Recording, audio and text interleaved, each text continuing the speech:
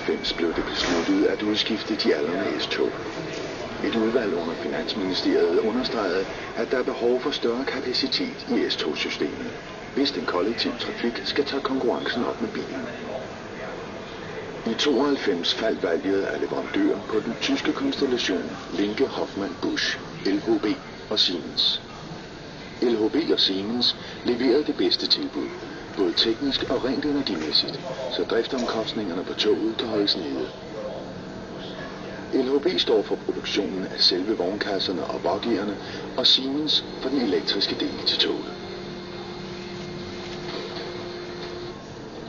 De fleste tanker bag toget er blevet til på Otto Busses Vej i København, hvor en medarbejderstab med Niels Theilgaard, Anne Pilgaard og Leif Dybdahl har håndteret det store projekt fra begyndelsen. Som køber har DSB naturligvis haft en række krav og forventninger til det nye S-tog, men alligevel er den overvejende del af teknikken standardkomponenter eller standardsystemer. Eksempelvis de hydrauliske bremser på Knor, ventilationsanlægget fra Hagenup og togcomputeren fra Siemens. Systemer, som er baseret på kendt teknik fra nyere sporvogne eller tog. LHB og Siemens valgte straks at gå i samarbejde med de danske designere, der har tegnet IC3-toget, for at sikre den designtradition, som allerede findes i DSB.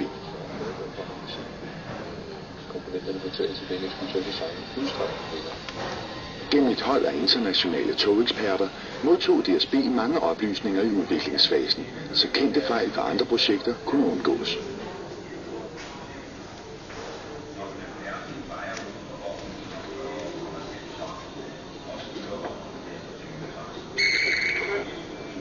I designlaboratoriet på Otto Busses Vej byggede man toget op i rigtig størrelsesforhold, så 300 passagerer har kunnet teste adgangs- og pladsforhold.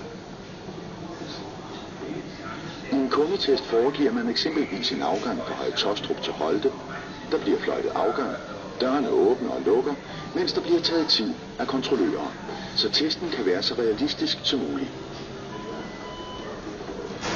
Toget bliver naturligvis også testet handicappet. Efterhånden kan man så danne sig en mening om forholdene i toget, når passagererne har givet deres mening til kende. Test følger på test og møde på møde.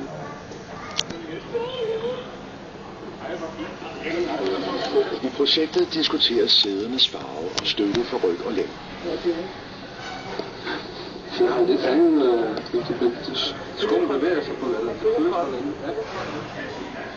Der skal også tages forbehold, om eventuelle hærværksmænd har for let spil.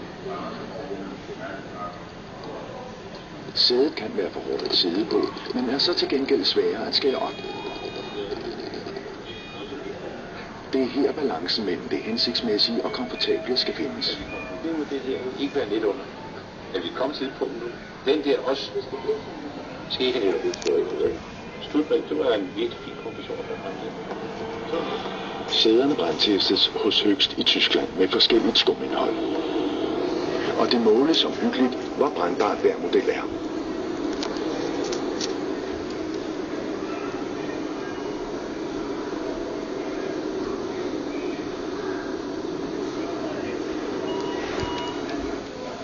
I Østrig diskuteres detaljer ved dørkonstruktionen, hvor firmaet IFE står for leverancen.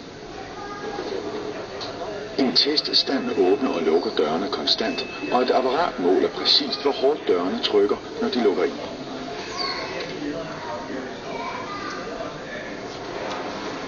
I Italien testes frontruden. Det sker hos de italienske jernbaner under store sikkerhedsforanstaltninger i en kælder i Rom, mens DSB og det italienske firma Isoklima overvåger testen. Under testen blev et cementprojektil på 1 kilo affyret ved hjælp af trykluft og et rør direkte mod ruden med 280 km/t.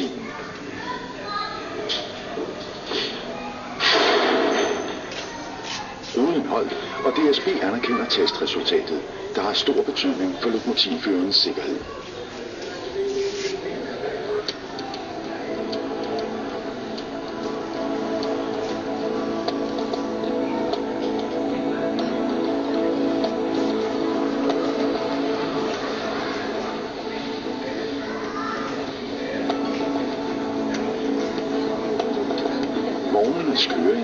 testes i Tyskland af Deutsche Bundesbahn, hvor der også bliver lagt vægt på støj, svingninger og vibrationer.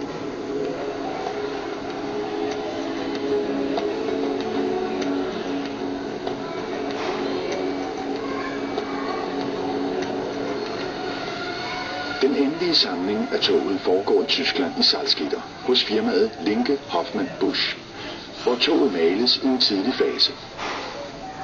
DSB bliver ved den røde farve blot i en lidt lysere nuance for at fremhæve togets lethed. Farven er nem at holde ren, og lakken gør det muligt at fjerne graffiti uden brug af stærke rengøringsmidler.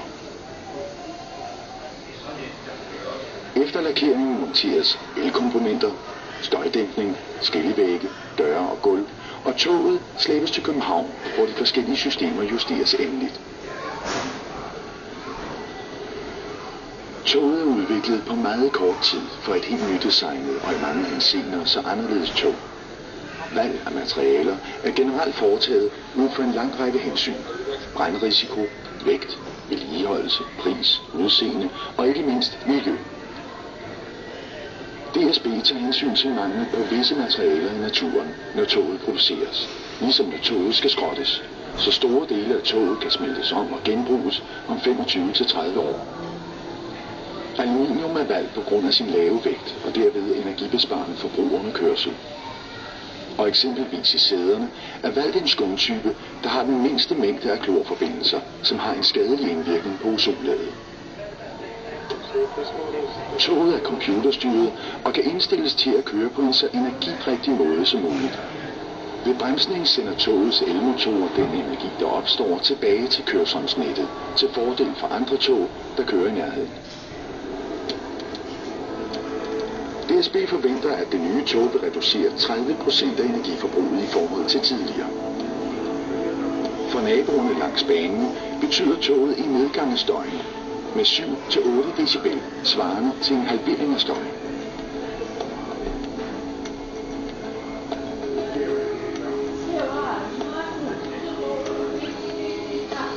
Men hvad er der mere ændret ved toget i forhold til det gamle S-tog?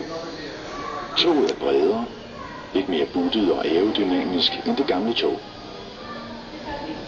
Perronerne sætter sine naturlige grænser for togets bredde i gulvhøjde, 3 meter.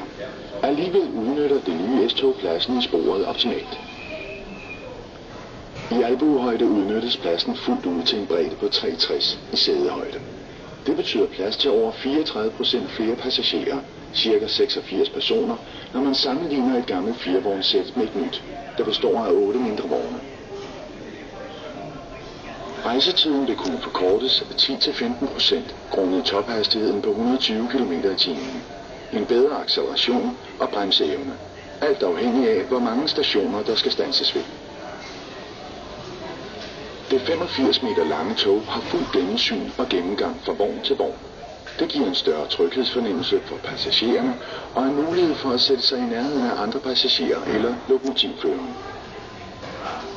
Førerrummet adskilles fra passagererne med en glasvæg, der ved tryk på en knap kan gøres glasklar eller uigennemsigtig, så føreren kan sidde uforstyrret alt efter ønske. Ved længere stationsophold lukker dørene automatisk ca. 6 sekunder efter den sidste passager har passeret, og det holder på varmen. Dørene kan åbne, så længe de grønne dioder lyser. Før dørlukning lyder et lukkesignal. Dioderne blinker rødt, og der lyder et hurtigt afgangssignal. Kommer noget i klemme, standser dørlukningen, og dørene åbner 10 cm, så det, der er i klemme, kan komme fri.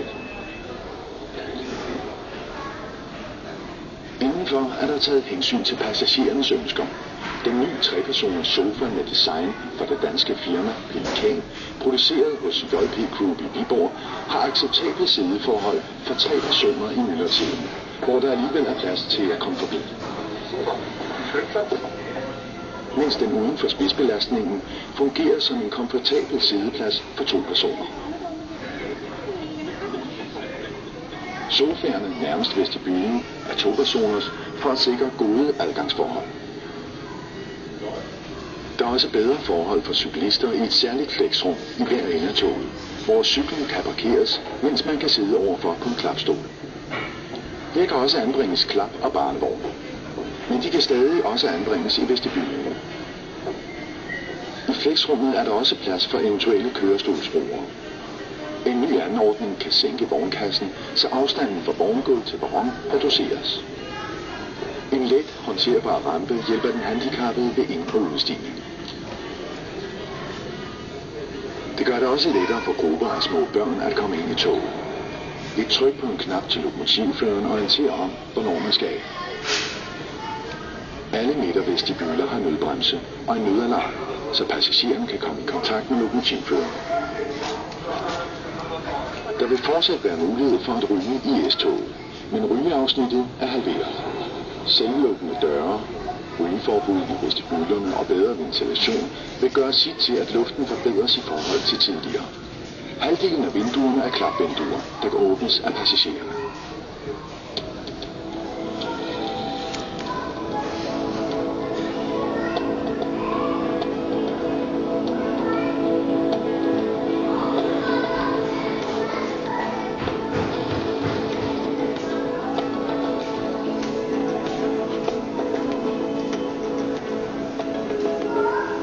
Til nyhederne hører også et bedre informationssystem med automatisk højtalerinformation om næste station. Al information til passagererne foregår automatisk og overtages kun i specielle tilfælde af lokomotivføreren. Toget kører om et øjeblik. I alle sideafdelinger kan man se, hvor toget bevæger sig på ruten, ligesom skiftemulighederne mellem bus og tog også er synlige. Hele passagerinformationen produceres og leveres af det danske firma Focon i Sønderborg.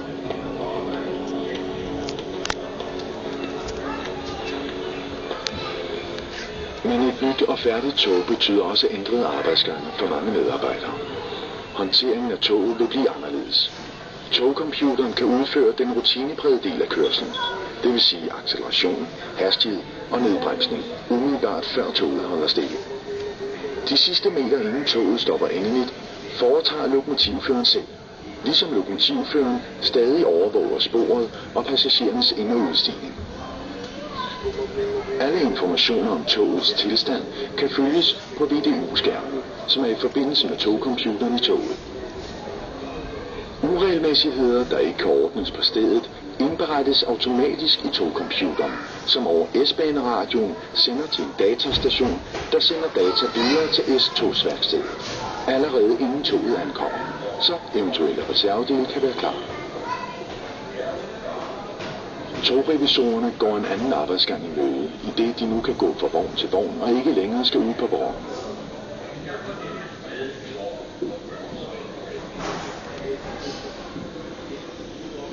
Rengøringspersonalet skal heller ikke længere ud af toget, og tømning af affald lettes, da der kun skal tømmes affaldsbeholdere i vestibulerne og askebæger i rygeafdelingen samt udskiftning af poser i øvrige sædeafdelinger.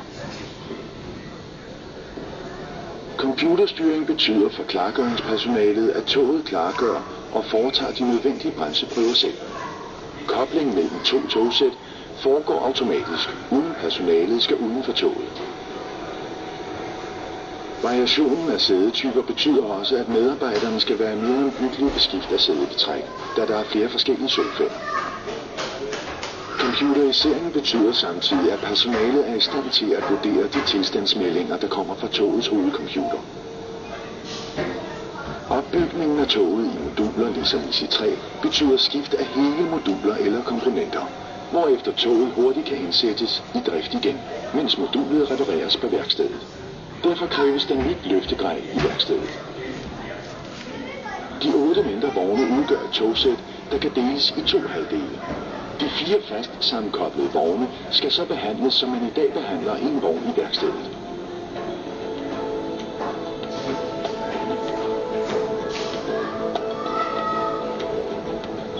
Alt i alt en del forandringer for medarbejderne, der skal arbejde med og i toget i fremtiden. Det er gennem forandringer, at fremtiden kommer ind i hverdagen. Og med det nye S-tog tager DSB S-tog et virkelig stort skridt ind i fremtiden.